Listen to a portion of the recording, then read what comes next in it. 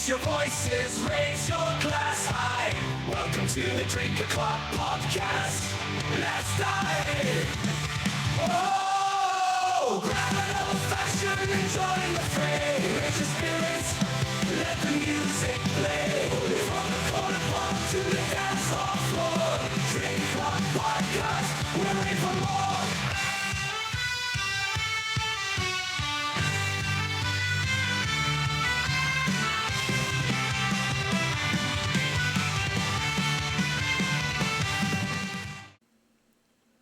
We're live on this lovely, lovely Thursday.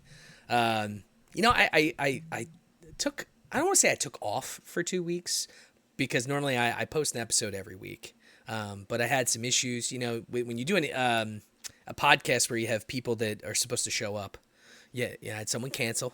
And then I also then just didn't realize I didn't schedule somebody. So I'm like, all right, you know what? In the past, I would freak out a bit because I'm kind of a control freak with my podcast. But I was like, I'll let it go, man. I'll let it flow. And I feel good. I feel refreshed. It feels good to sometimes take a step back a little bit, relax. But anyway, this is the Drink O'Clock Podcast. I'm your host, Rob Valincius, and I have the pleasure of having with me Ian. Now, I should have asked you how to say your last name because I'm sure mine is the same way. Give it a try. I'm going to go. I'm not going to go the obvious route. I'm going to go Chamandy. Very close. Very close. And I would not, in normal usage, correct you if that's how you pronounced my name because it's close enough. It's Chamandy. Chamandy. Damn it. I knew it. No, it's not, because it starts with CH, right? It's not intuitive to know that should be pronounced like an SH. Oh, so close. I knew there was something to it. That's going to bother me all day now, Ian. It's going to bother me.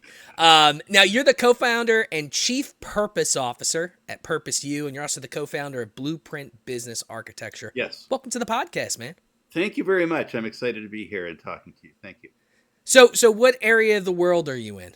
I'm in Toronto. Okay, all right. When you were across talking the border earlier, from Buffalo.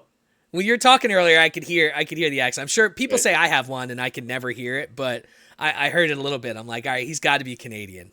From my perspective, you have a northeastern accent, which is for my ears not very much of one. It's enough to notice, but not very much. Well, I've had to teach myself out of words. So here in Philadelphia, if you were to talk to people about water, they would say wooder, like WOODER. It's like a Philly Northeasterner thing. And I had to teach myself, I remember specifically in high school, I'm like, I'm not saying water. That's not how you say it. I had to teach myself to say water. And I got it eventually. Now, I don't say water ice. I say water ice like a normal person. But if you ask anyone else, especially in Delco, you're going to be getting water ice and the real hard Northeast accents. Yeah. I used to do a lot of business in the U.S. I was traveling there weekly, and I had to change how I talked because, in Canada, we say pasta. I think there's not too many countries in the world that do pasta versus pasta. But, in America, it's pasta. And when I'm dictating into my iPhone, if I say pasta, it never gets it. It always puts pastor. And then if I you can always tell that the Americans designed that software, right? And if I say pasta, gets it every time. So I did have to alter how I spoke to not be so obviously not American. Yeah, but I mean, up until recently, right? We don't talk politics much, but I mean, you guys are our friends. We still consider you our friends. I mean, it's well above us here, above my pay grade. Above our pay grade. But listen, I love starting out the podcast a little bit before we go into kind of the meat and bones of what you do and how you do it. Tell us your background, like growing up, and what eventually led you into being this entrepreneur. Because I know there's always somewhat of a story. We all have this. Well, not everyone, right? I feel like there's a certain subset of people that just have this entrepreneurial spirit. I feel like I'm definitely always thinking of new ideas and always thinking of a new business and how I should change things. And I feel like it's like part of who you are somehow, Yeah, no question. Talk about that a little bit. No question. Well, I guess I just wanted stuff. I just always wanted stuff. So I did a lot of things. Even in public school, I had paper routes. We would say route. I had paper routes. I used to, there was a stone quarry not far from where I lived. And we would go there after school because it closed early, and we would hop the fence. And they had this huge pile of, probably shouldn't be saying this, but they had this Statute huge, of limitations. You're fine, okay, man. thank you. Thank you. They had this huge pile of amethyst, which is sort of a white and purple, that come in stones that size, white and purple, got a nice, kind of nice looking stones. And we would fill up our pockets and we would hop the fence. And then the Toronto subway system, there's a train stop right near where I live.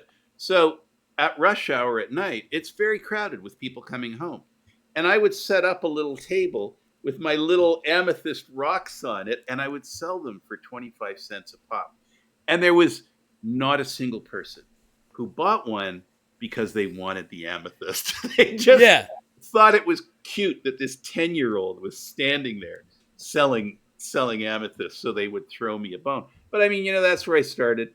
And then I was just always doing sort of money making things through the years.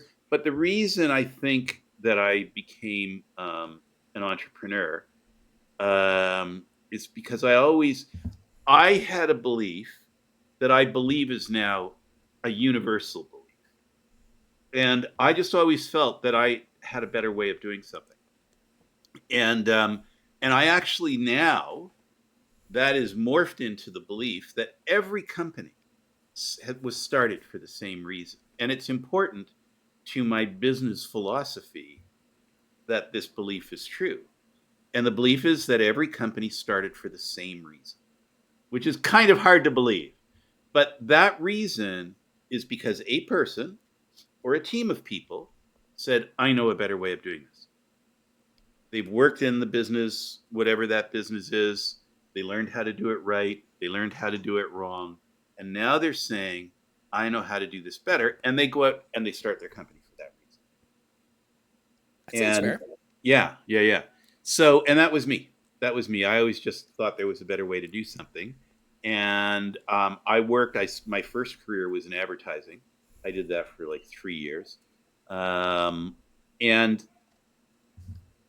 my origin story to where I am today started there in that advertising agency. So I was a copywriter, and I had to write about brands and products and services. And I'm sitting there writing, and it was crap. I was a terrible copywriter. And I was frustrated because I knew what I was trying to do. I was trying to get to the root of the brand or the product or the service or the essence of it, or the, like what is the root value? What is the big picture here? What is the authentic value? And my heart was in the right place, but I couldn't find the words to express it. So I went to a copywriter in the agency, not a copywriter, an art director, and I said, can you make me a sign that says, is this true? And I taped it on the wall behind my typewriter. Yes, my typewriter. I'm aging myself. Because I would be sitting there typing, and that sign in front of my face was always reminding me to ask myself, are those words true? Is this true? And it was a great guide that didn't work because I just never became a good copywriter. But the idea of this, is this true, really stuck with me. And my next career after advertising was as a computer consultant. I was the first Mac consultant in Toronto to start computerizing advertising agencies. And my career after that was in television. I did that for 15 years. And then about 20 years ago, I started my current business. And all the stuff, starting with, is that true? And all of my experiences along the way led up to this business that I started with a business partner. We both had the same philosophy and the same love of business strategy. And we started this company, and it was a very fuzzy idea. But over the years, it really started to take shape. And it crystallized into this really simple, what I call methodology. You could call it process, system, or whatever. My word for it is methodology. And it's a strategic planning methodology. And it starts with defining the one thing at your essence as an organization that makes you uniquely remarkable.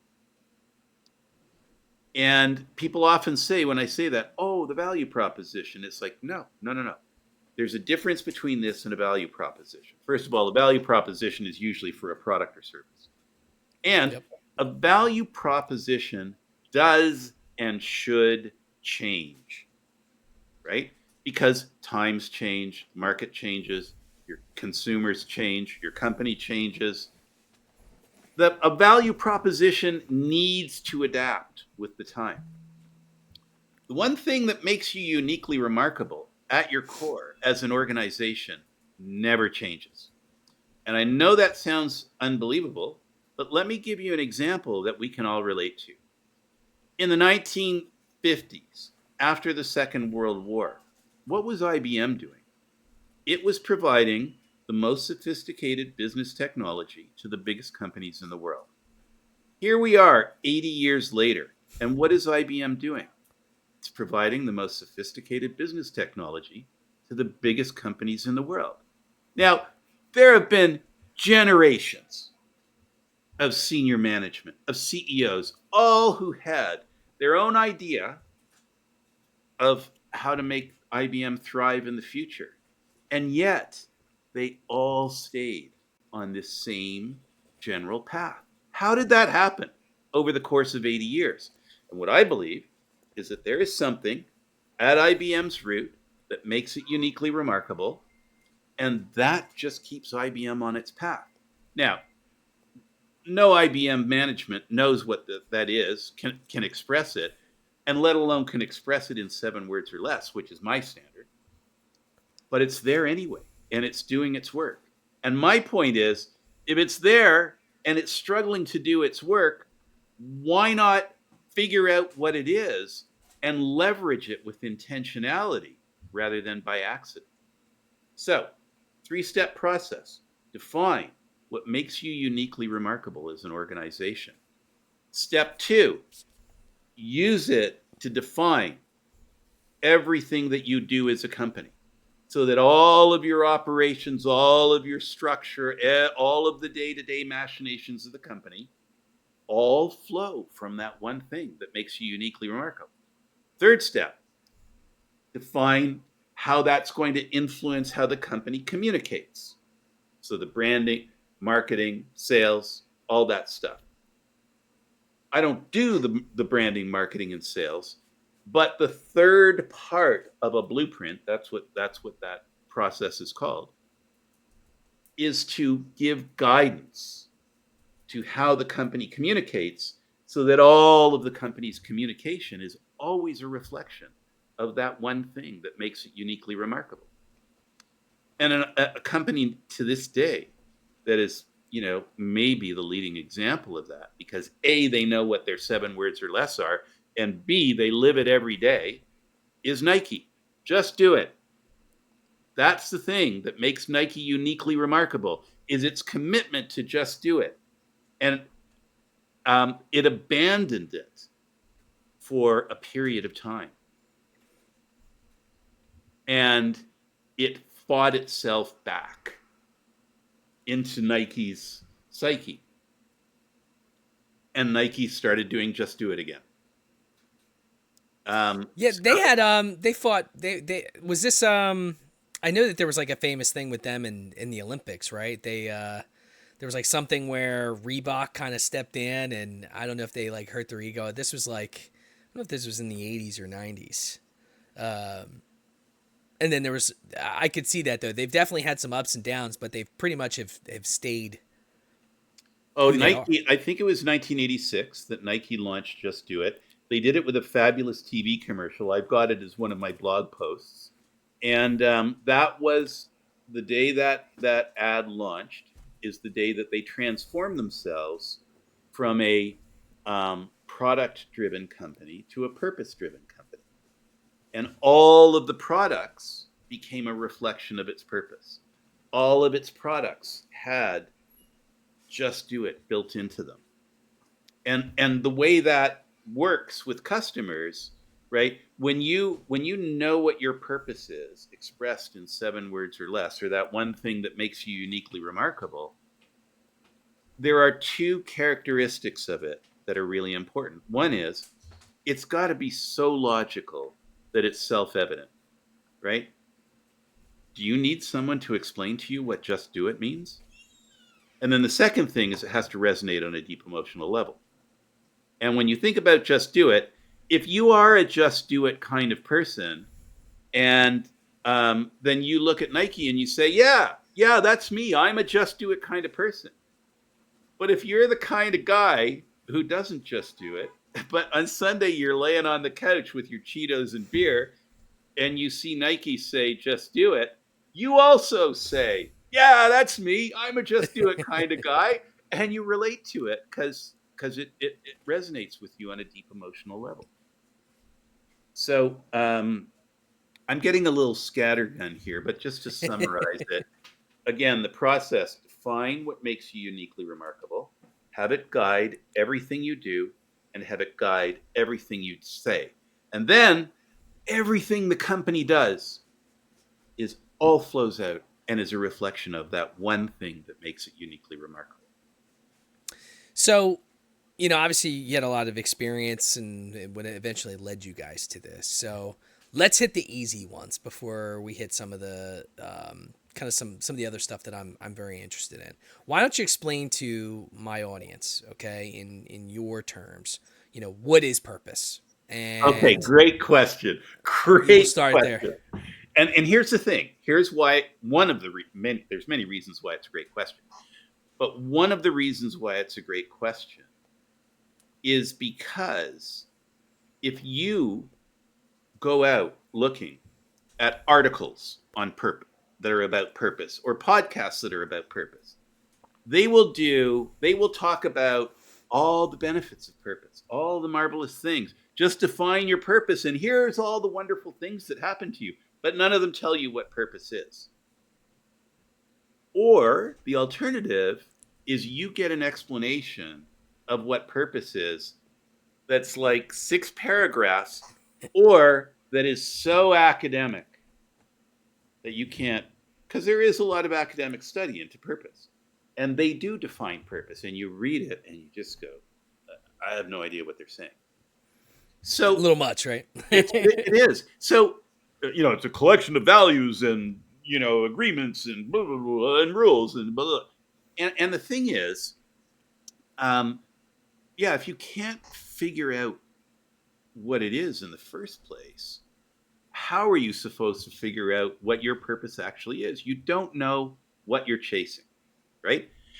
And I just a little bit before COVID, I ran into this great quote from Pablo Picasso. And he said, the meaning of life is to find your gift, and your purpose is to share it with the world. And my tendency is to simplify things. I mean, that's pretty simple, pretty easy to understand. But I just shortened it to, your purpose is to find your gift and share it with the world. Now, what I just said to you is I've got a 3-part process that starts with articulating the one thing that makes you uniquely remarkable in 7 words or less. Well, the one thing that makes you uniquely remarkable is your gift. So, rephrase that sentence once more. Your purpose is to discover the one thing that makes you uniquely remarkable and share it with the world. I like that. So that's when I started taking that 3-part strategic planning process and started wrapping it in purpose, because it starts with the one, your gift. What is your gift as a company? Yeah, because when you're putting together your business plan, that's like one of the first things is what's your your Value it's gonna drive me proposition? nuts. Your not value prop. It's your it'll come to me. It'll come Unique to me. selling proposition. Differentiation? No, there's a specific thing when you're building your business plan. It's like the first thing. It's almost like what is your purpose, but it's spelled out differently. And I think that's at the end of the day what they're trying to figure out, right? Because when I was younger, I was trying to get a business loan, and I wish I would have, because it would have been a great idea. But two older gentlemen, I showed them my business plan, and they said to me, they're like, "Look, you're a great guy. We like your ideas, but you need to flesh this out. This isn't, this isn't. Nope. It starts with an M. That's gonna bother me. Damn it. All right, it'll come to me. It'll come to me. All right. Good thing I'm not drinking, because it would be even worse. Right. So, you mentioned this a lot so far, and talk about why 7 words or less. Like, where did that mindset come from? Well, in the first 5 years of the business, we were a service, which means you would tell us what your challenge is. We would go away and we would come back with a customized solution for you, like management consultants. But what we found was that some things became really repetitive with us. And it just seemed like this was a good thing to do with every client. And one of the things was to distill their business model down to a concise expression. And someone pointed that out to us. We didn't notice it. An outsider noticed it and said, "Do you notice how you're always coming up with this really short expression of the business model?" And then we looked back and we said, "Yeah, what does short mean?" And we looked back, and the longest one was 7 words. And we just declared from that point on that it had to be in 7 words or less. And there was not a lot of thought behind the number originally, but there has since become a lot of thought behind the number as we think about it. So first of all, when it's a short phrase, it benefits from what we call the 3 easies. If I say it to you, it's easy to understand, it's easy to remember, and it's easy to repeat.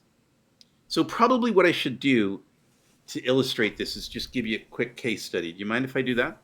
Yeah, hit me. Okay. So about 15 years ago, we had breakfast with the CEO of a retail shelving company.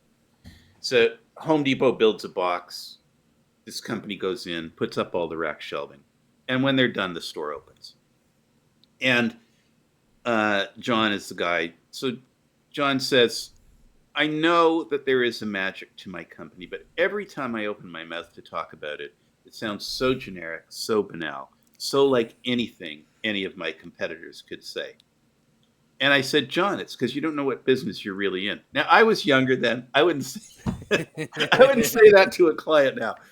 But to his credit, he said, "You're right, I don't know what business I'm really in." Now, John knew, right, that he was in the retail shelving business, but that's a category.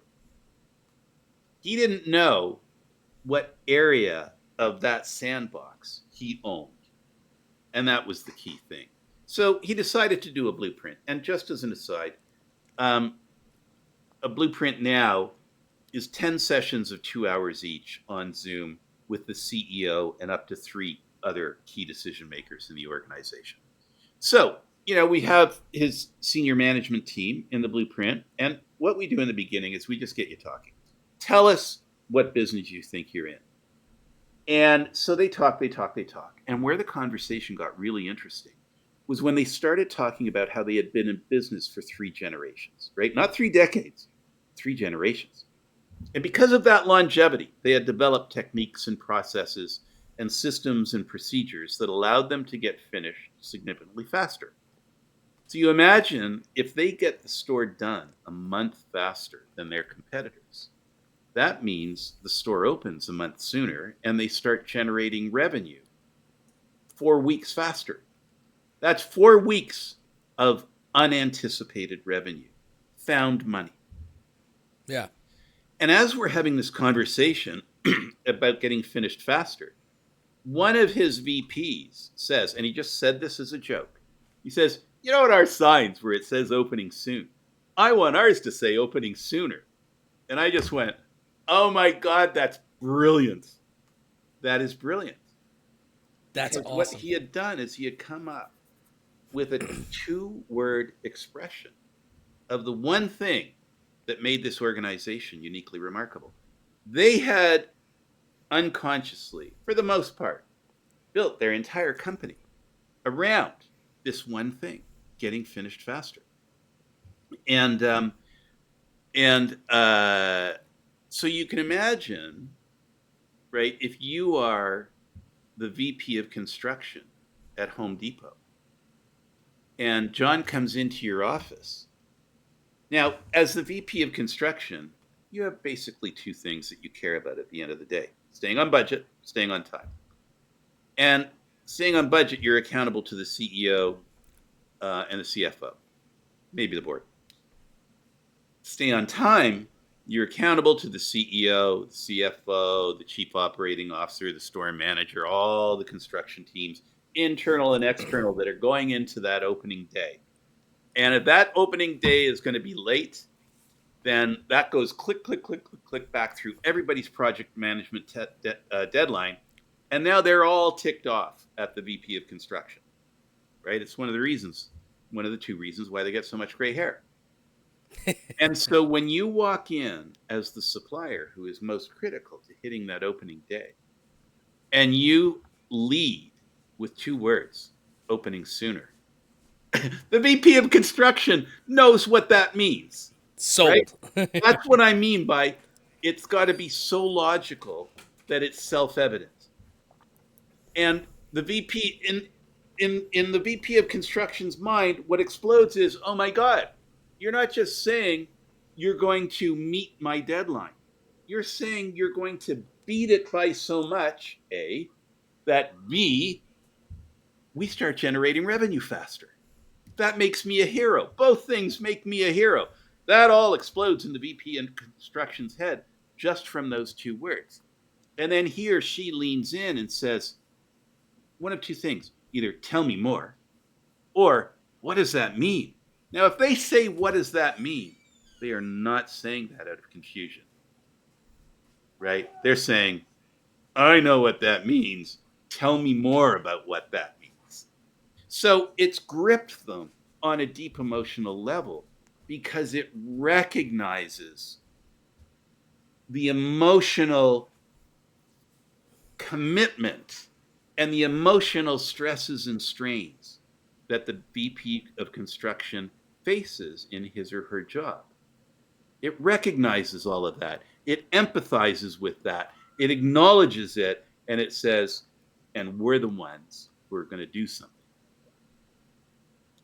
Now, Wow.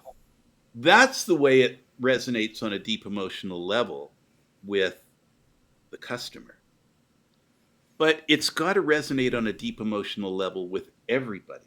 That's the standard that we create for those 7 words or less.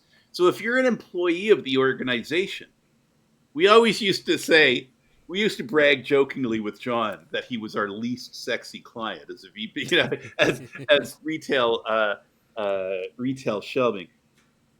We got a client that was an actuarial firm.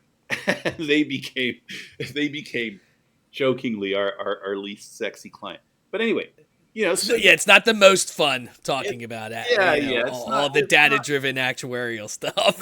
it's not like being a baseball player. Let's put it that way. So if you work for a retail shelving company, where do you find your pride in that work? Well, if your purpose as an organization is opening sooner, you got bragging rights now, and you've got something to work towards. And so when John presented the blueprint to his company, they're all there. It was a 10-minute presentation. How long does it take to explain opening sooner? How much can you talk about, with opening sooner? So when he was done, he said, does anybody have questions? The first person to put his hand up was a 22-year-old carpenter in the back of the room. who said, if we're going to be about this opening sooner thing, then we should have a space on our weekly time cards. And every one of us should be required every week to write in a suggestion. All of us have to come up with one suggestion for how we're going to get finished faster. And what was remarkable about this guy's statement is that he's a carpenter. He has nothing to do with the strategy of this company, with the management of this company, with the marketing and sales of this company. And yet, when he heard the blueprint, the first thing he did was build on it. He made a suggestion for how to actually live opening sooner. It was self-evident to him what it meant, and it started triggering in his brain ideas for how to get finished faster. The next person to put her hand up was the receptionist. Now, in a company like this, the receptionist runs the company. She's really the COO, right? That's the real title that she should have. And she was actually on the blueprint team.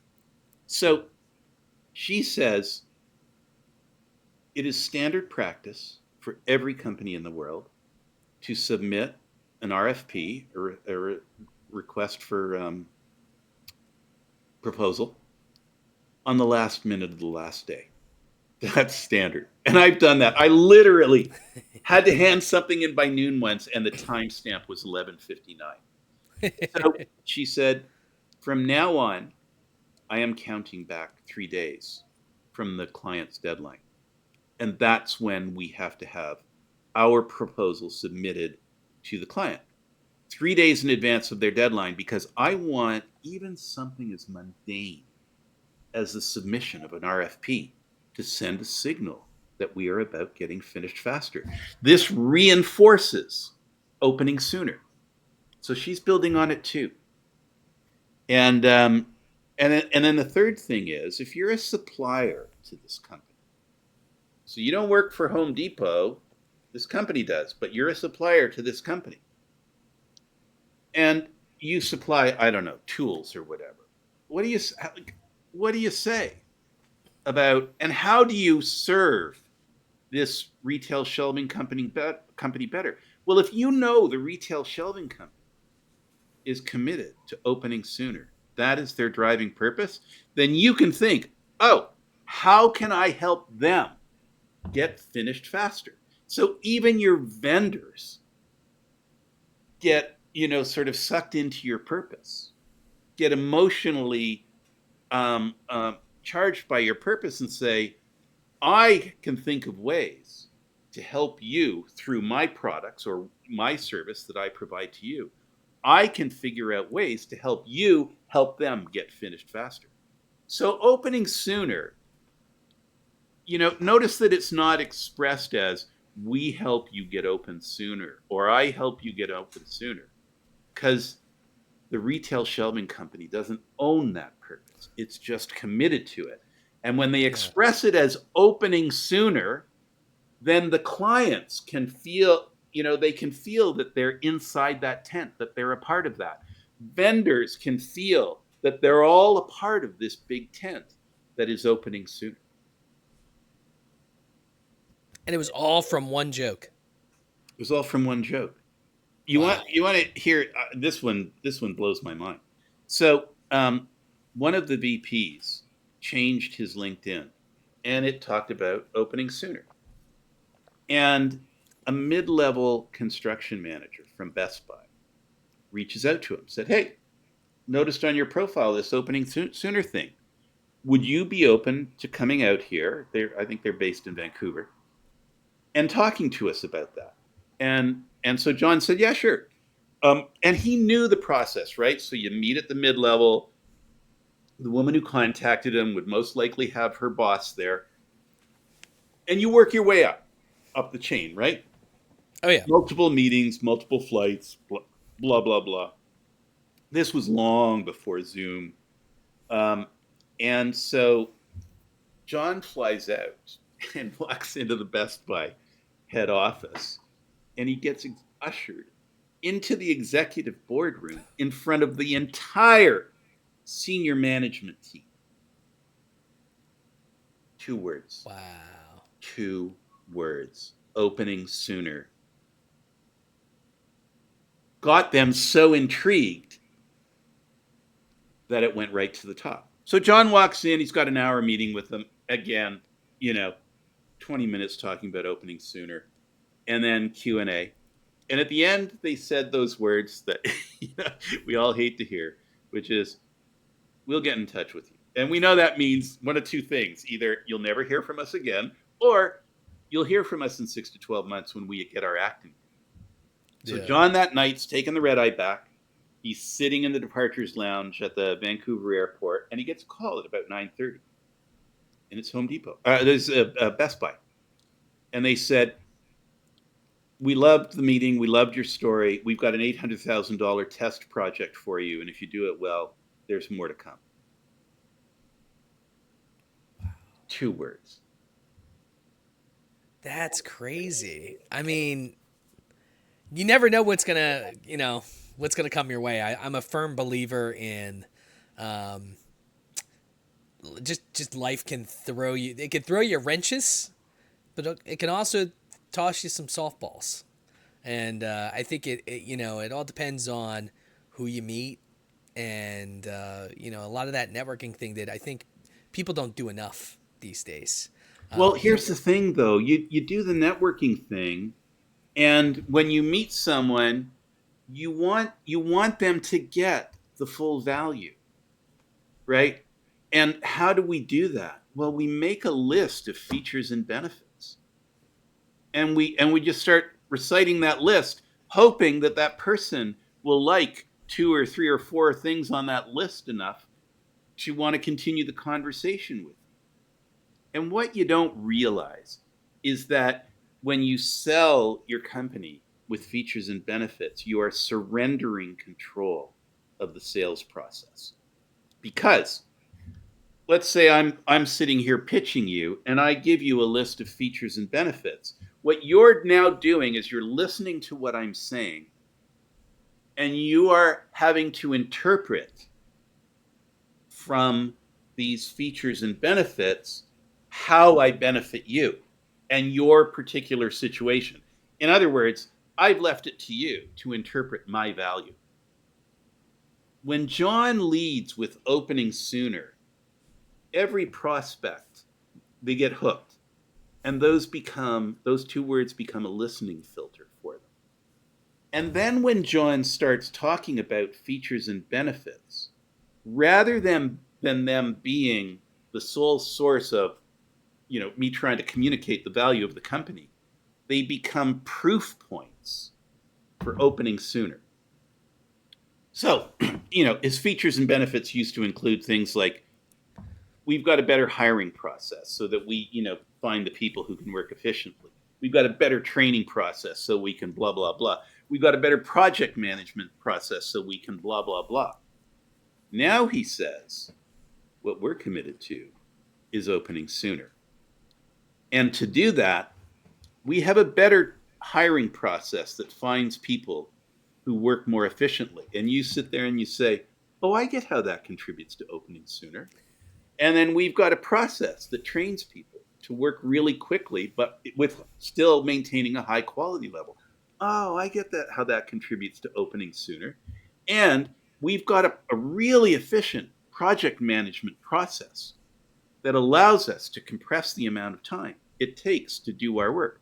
Oh, I get how that contributes to opening sooner. So all of the features and benefits, their value is elevated when they're heard through the filter of your purpose.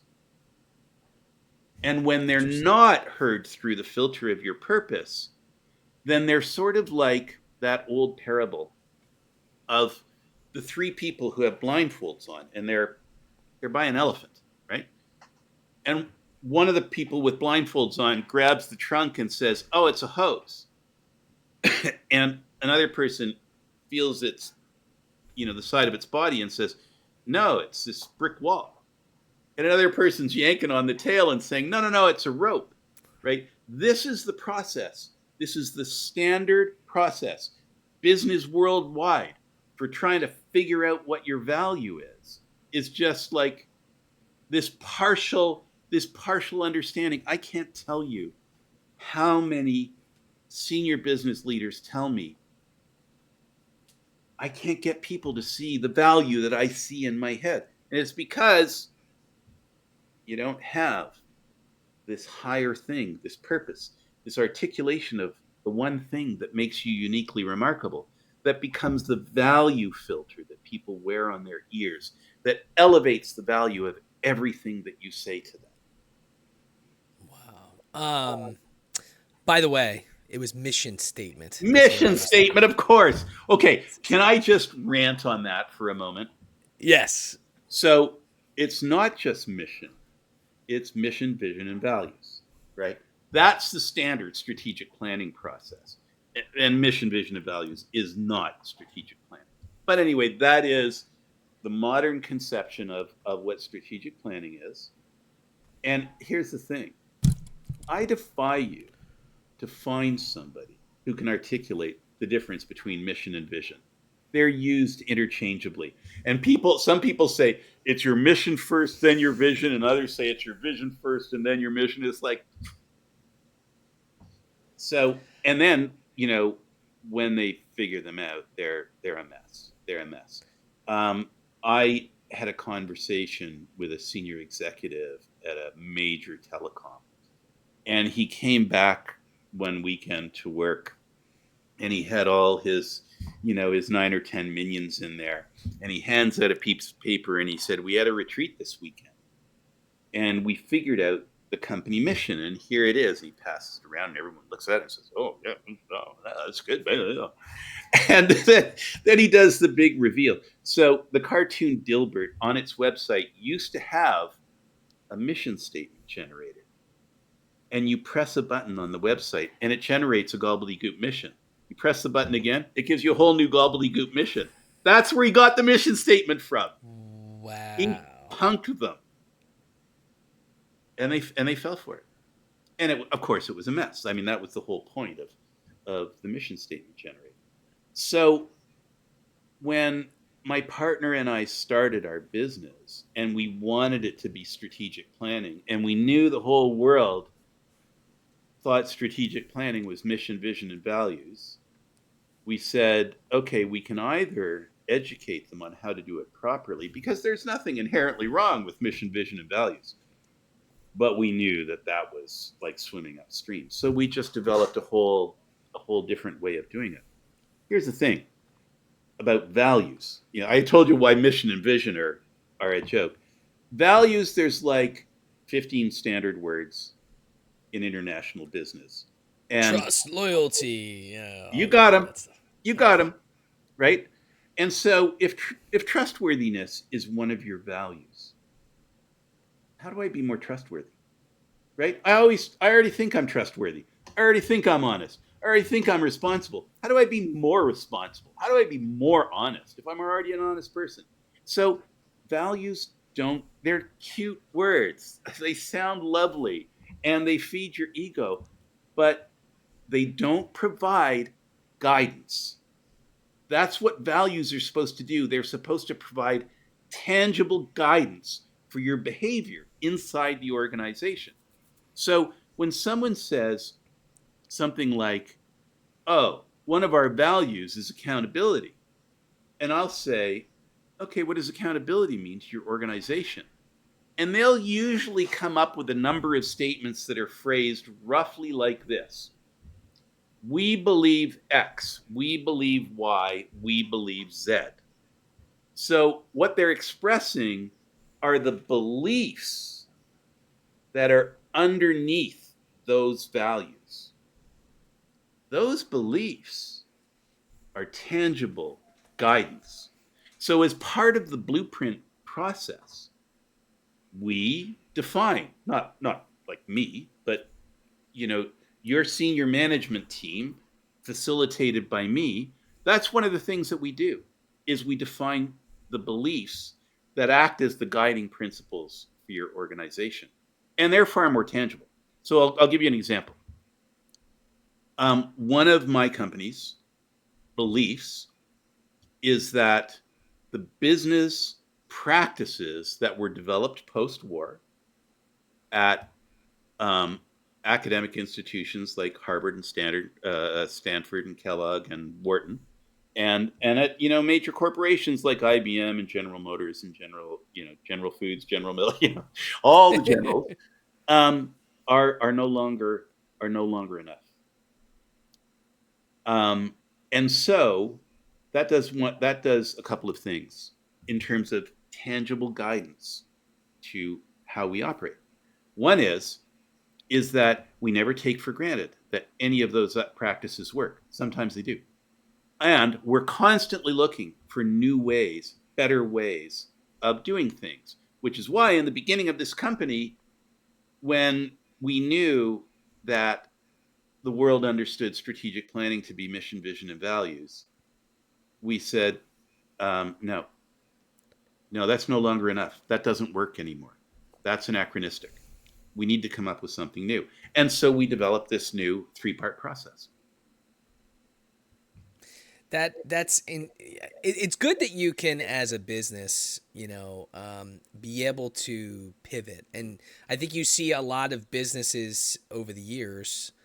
You are going down a great path. Sorry to interrupt you, but you're going down a great path. Yes, the pivot.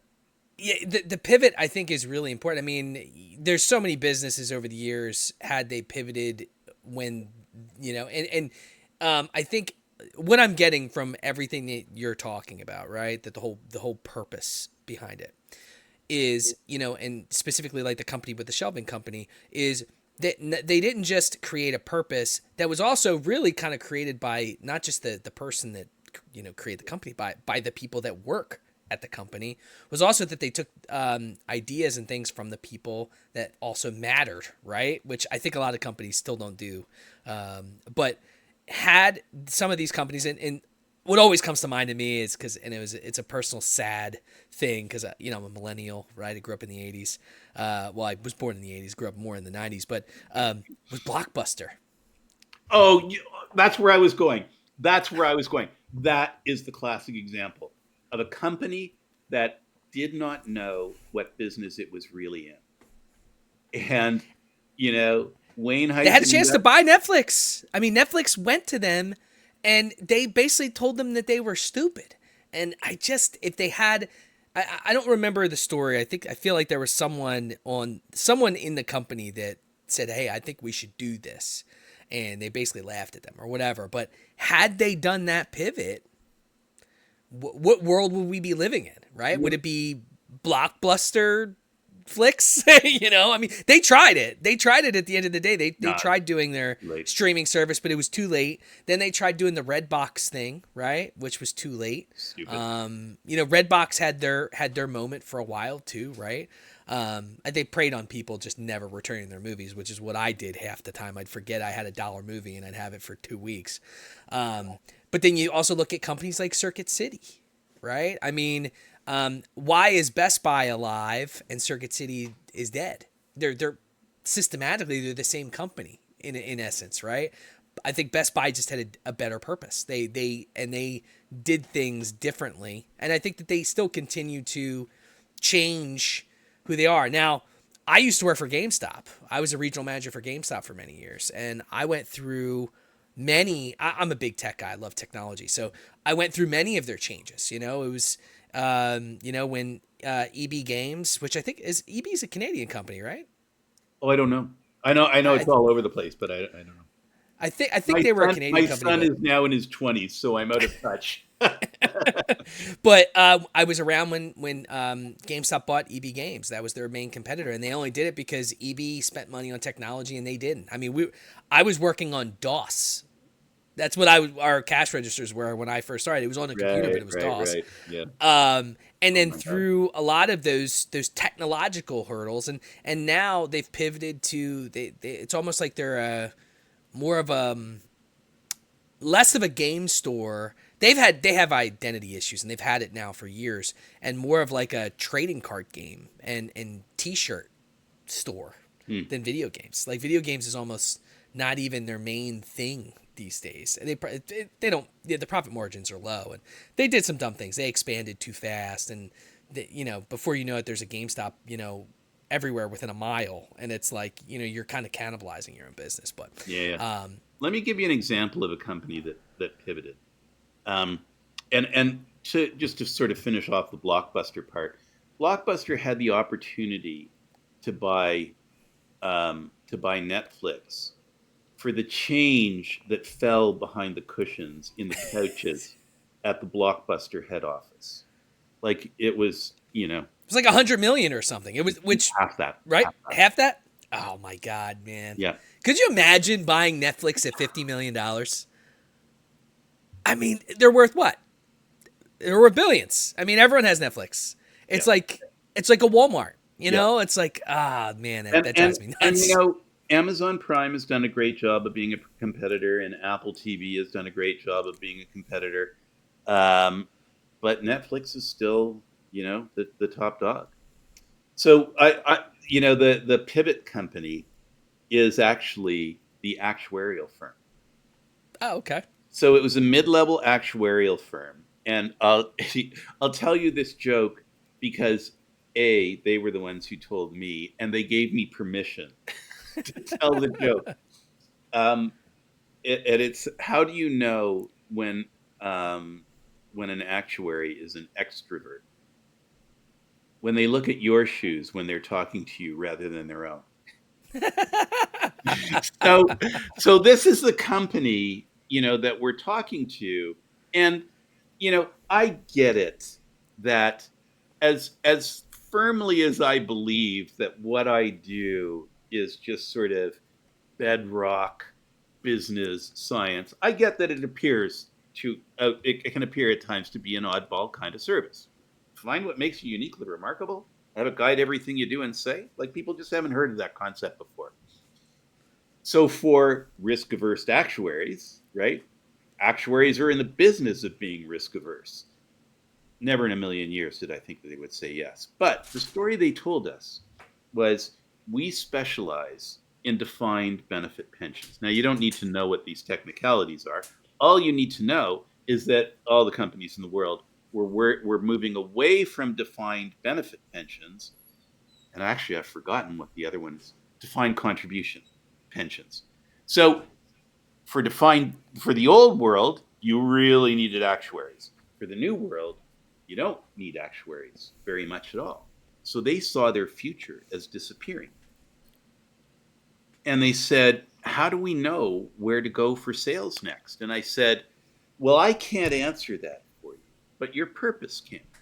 If you define the one thing that makes you uniquely remarkable, that will identify for you where you're going to get sales in the future. And it's like, that sounds like a pretty big oversell, as I'm hearing it in my own ears. But I know it's true. And here's what happened. So they decided to do a blueprint. I was shocked. I fell off my chair when they said yes. And so we start having this conversation with them. And, again, we get them to talk and talk and talk. And so they said, I said, this is what I'm hearing from. That you, your clients have big chunks of money now, and they've got to make critical decisions now about these big chunks of money to make sure that they're bigger chunks of money in the future. I said, right. And you create mathematical models that help them figure out how to make better decisions now about these big chunks of money. Correct. And you have explained that for these three reasons, your mathematical models are better than your competitors. And they said, right.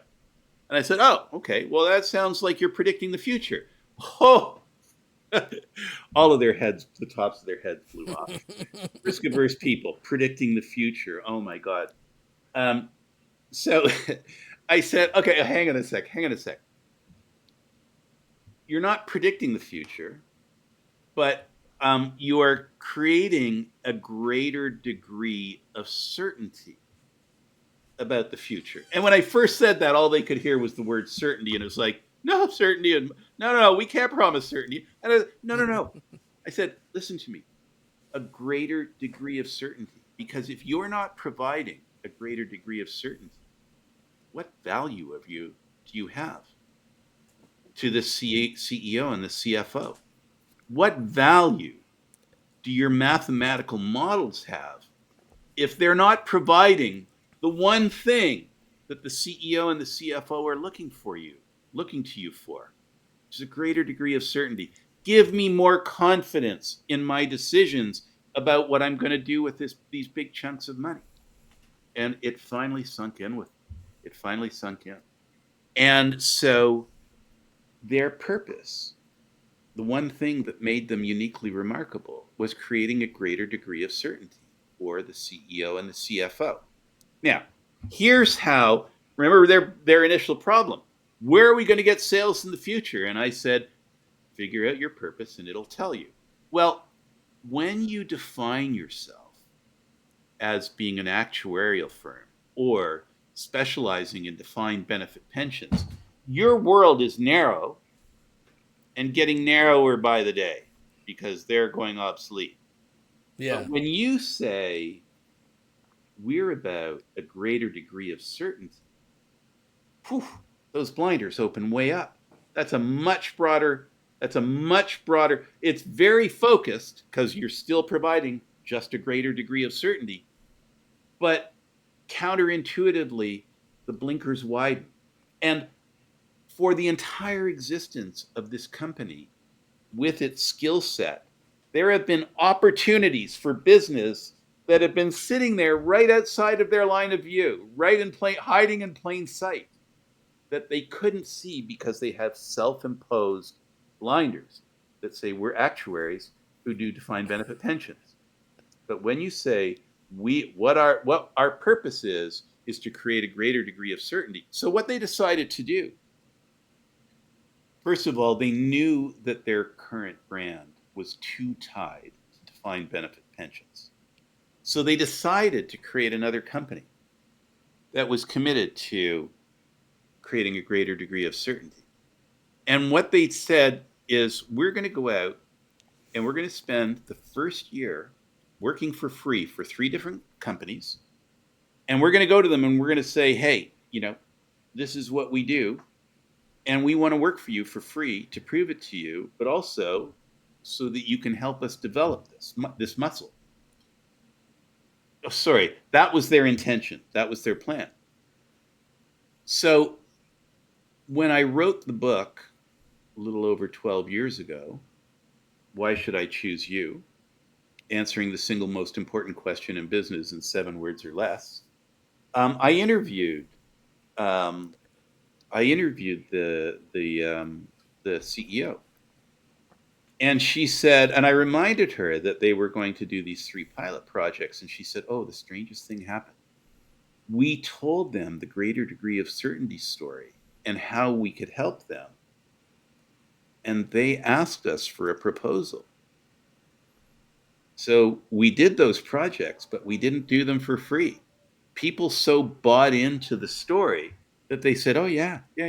And so one was for a theater chain that wanted staffing relative to weather, right, is really critical.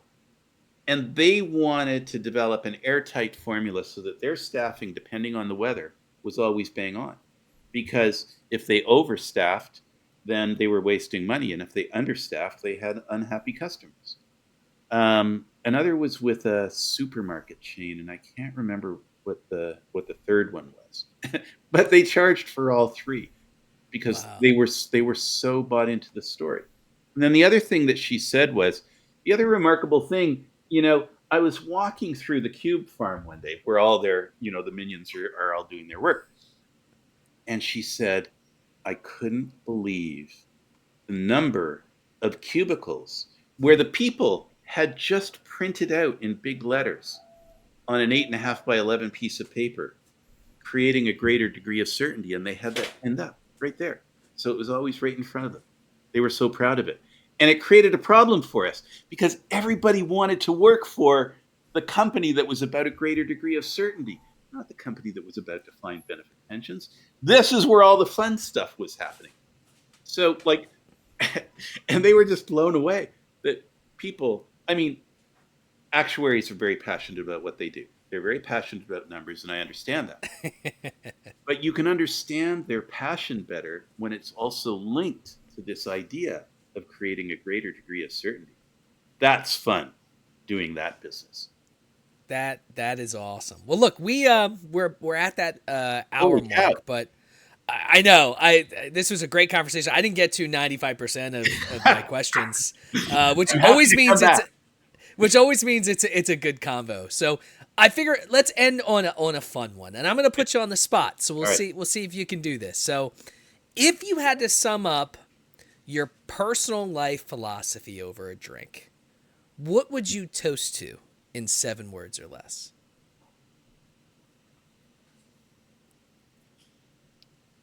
So this is not the answer to your question, but I will tell you. No, I'll just tell you. It's sort of a partial answer. My 7 words or less. My purpose statement is transforming confusion into clarity, and that's what I do. I have a way of deconstructing big complex issues into smaller. This is what we do in the blueprint process, right? Into Yeah. smaller, simpler ideas, and that's where the answer pops out. But I would That's still say, something you could toast to. That's something you yeah. could toast to. I mean, But it's a little nerdy, but we're nerdy here. It's okay. so, but here's so I will say business philosophy. If I could leave people, if I had a legacy that I could guarantee in the global business community, if you could guarantee me this, I would die a happy man. And that is the recognition that what the customer is buying is fundamentally different than what you are selling. And if you look back to opening sooner, what he's selling is, better hiring, better training, better project management, blah, blah, blah. What the customer is buying is opening sooner. They don't care the detail. What is the CEO and the CFO buying from the or what is the actuarial firm selling? It's selling its ability to create better mathematical models. What is the CEO and the CFO buying? A greater degree of certainty. So, in the blueprint process, I do an exercise at the beginning that um, that gets the entire senior management team out of their own heads and into the heads of their customers, so that they can see what their product or service is from the perspective of the customer. And it is never what they think they're selling. I think So that's a what the great customer exercise. is buying is fundamentally different than what you're selling. You know what you're selling, but most companies don't know what the customer is buying. Well, look, you gave me some interesting things to think about my own business ventures. I'll tell you that.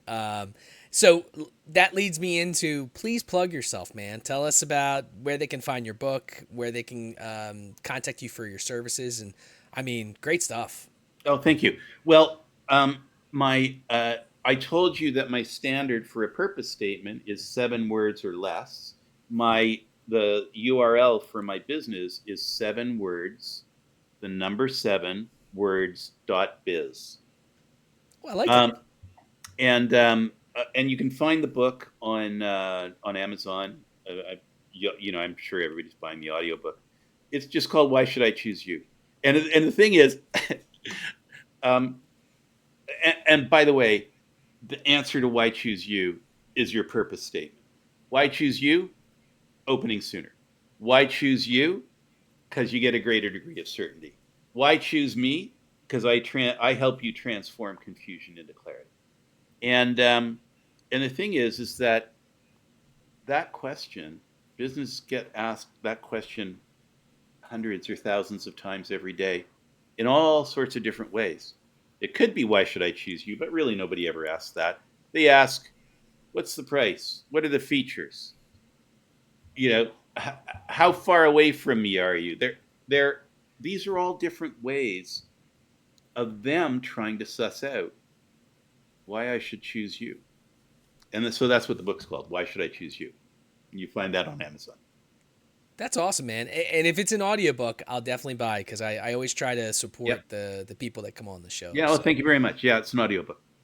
Awesome. I'll definitely check it out, because I'm an audiobooker. I get a long Me drives. too. Me too. I don't know what to say. I listen to a book, yeah, but I don't read books anymore.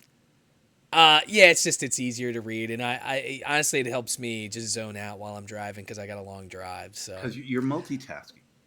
Yeah. That's what we do now. You go out for a walk, you go out for a bike ride, whatever but you're doing something else, cleaning the place. You're doing something else while you're listening to a book, and that makes it more valuable.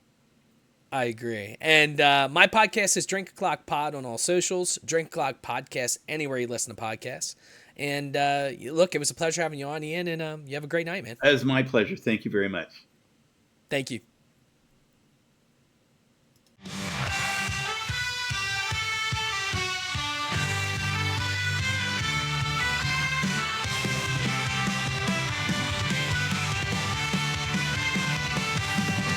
On a stormy night where legends unfold, there's a podcast that's breaking the mold. Raise your voices, raise your glass high. Welcome to the Drink O'Clock Podcast. Let's dive. Oh, grab an old fashioned and join the fray. Raise your spirits, let the music play. From the corner pub to the dance hall floor. Drink O'Clock Podcast, we're ready for more. We're ready for more. With a mix of folklore and rebel cheer, we'll guide you through tales of whiskey and beer. From Irish shores to lands afar, grab your friends, it's time to raise the bar.